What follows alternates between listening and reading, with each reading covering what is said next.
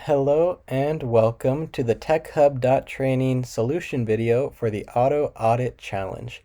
If you haven't started the challenge yet, you can click the link in the description to go to TechHub.training and get the files for yourself. But if you're ready, you've attempted the challenge and you're ready to see the solution, then stay right here because we're going to go through it in just a second. Remember that as we go through this, that there are a lot of different ways that you can solve a challenge like this.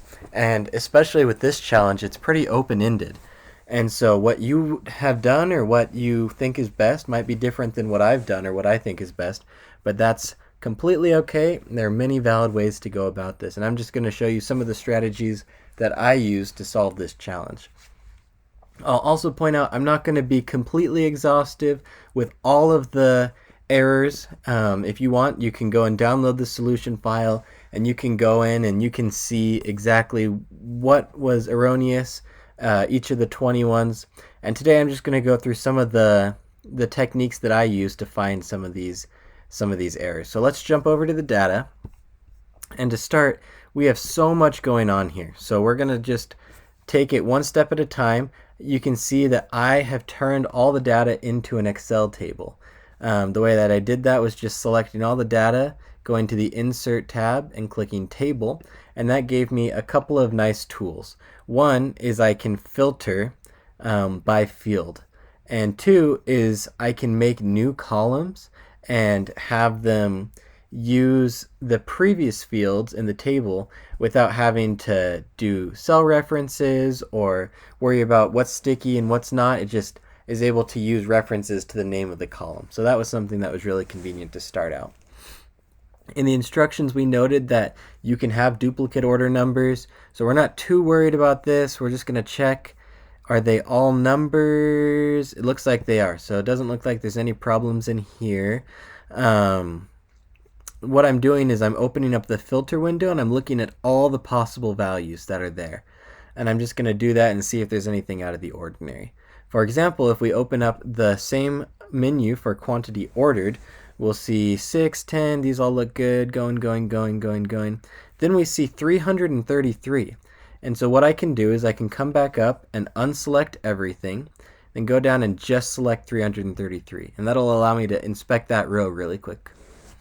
And I can see, okay, 333, it looks like the sales number was put in, like the calculation was done correctly, but that number is way too big. And because it's so much larger than any of the other ones, I think this was supposed to be a 33, and they must have just accidentally typed 333. So we'll mark that one down, go down to the price. So I'm not going to show you all of this, but you can pretty much go through every field and make sure that there's nothing out of the ordinary. Another good example is if I go to the status one and I scroll down, it looks like I have shipped and then shipped with only one P.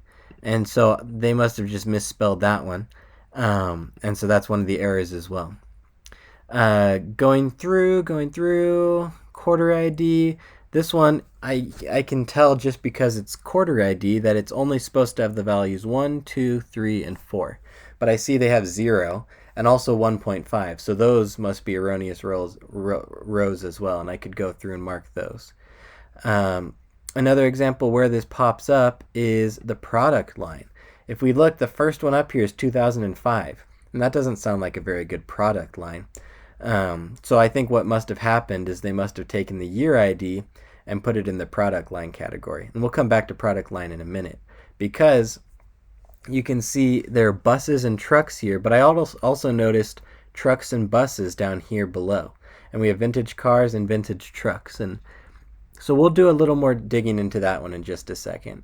We can also look at year ID, and we have 2003, 4, 5, and then 2024, and that hasn't even happened yet, so it's definitely not vintage. That must have been another error. So going through, I would be doing those same things with all of that, but let's go back to the beginning here in the sales column.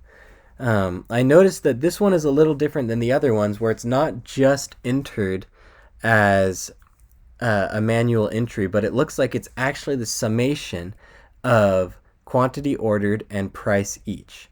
Now, if we go and look at the data dictionary, it does say that prices above 100 don't get entered into the sheet correctly. So these ones won't sum up right because the actual price was higher than 100, but it got maxed out as 100 in the sheet. But what we can do is we can check all the rows that have prices less than 100. So what I did here was I created column 2, which is the summation of quantity ordered and price. So that should match up with sales. So I did that for all the rows. Then I made another column and I said if the price is less than 100, mark it as 1, and if it's not, mark it as 0. And that lets me know which rows should be accurate and which ones shouldn't. Because this one has a 0, we know the price was actually more than 100, and so we don't expect the sales to match up to that calculation on this row. So then in column 4, what I did was I wrote a formula, and what it does is it checks 2 conditions. The first one is it checks for if column 2, which is my calculation of what sales should be, is different than what the sales actually are. And if they are different, we're going to return true. Then we're also checking if the price was less than 100, because again, we only want to really check if the price was less than 100. So we check those 2 conditions, and if they're both true, we'll return 1, meaning that we have a erroneous calculation, and if not, we'll just put nothing. So that shows us right here in row 2 that we have a 1, and that means that our quantity ordered times this price is not this sales number. So we know that's an erroneous row, and we could go down and look for any other ones as well. So that's another one. I also have here column 1. We kind of skipped over that. You can see I'm adding a bunch of things together here. I'm putting or concatenating the first, second, third, fourth, fifth, and sixth fields all together into one big number. And the reason that I did that was I wanted to check for duplicate rows. I think the easiest way to check for duplicate rows is to make a new row with a bunch of the data all together, and then to use conditional formatting to check for duplicates, because now we have a unique kind of key for each row. And the way that I would do conditional formatting for this is I would select the whole column, come to highlight cell rules, and do duplicate values. And then if we scroll down right there, we see we have the exact same thing. And if we scroll to the left on that, we can see these 2 rows right here are exactly the same, and it must have just gotten duplicated. So that's one way that you can detect duplicate rows. And then going along, we didn't look through state, but another thing I would do is look through here, and these all look like states or good things. I don't exactly know how states work in other countries, like Tokyo's on here. But then I see USA, so obviously that's not supposed to be there.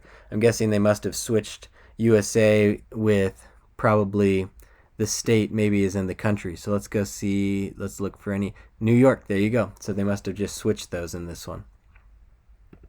Then we'll keep going.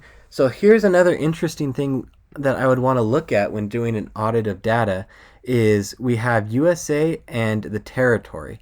Now for all the USAs, I would expect it to be North America. I wouldn't expect that to change. And so in order to check that a little more closely, I added another new column, and I just concatenated those 2 things, country and territory, and then I'm able to come in and filter this new row and see if there's anything suspicious. So I have Australia, APAC, and that's the only Australia, so I'm good there. And I'll keep going down, keep going down. Now it's interesting, I have France in EMEA, and I also have France in NA. So clearly one of those got messed up because France is not in North America. Then I can keep going down, and then it looks like I also have USA EMEA and USA NA. So a couple of errors there. And then going back, the last thing I wanted to look at was that product line. So you remember we were looking at this, we noticed that there are some that seem like they might not be right, but we're not really sure because we can't really tell what the pattern's supposed to be without scrolling through the data and looking at it. So what I ended up doing was creating a pivot table. We can see that over here. And what I've done is I've added product line as a column, and I've added a count of another field as a value. And basically what that does is it goes through all the rows and it counts how many of each row there is under each product line type.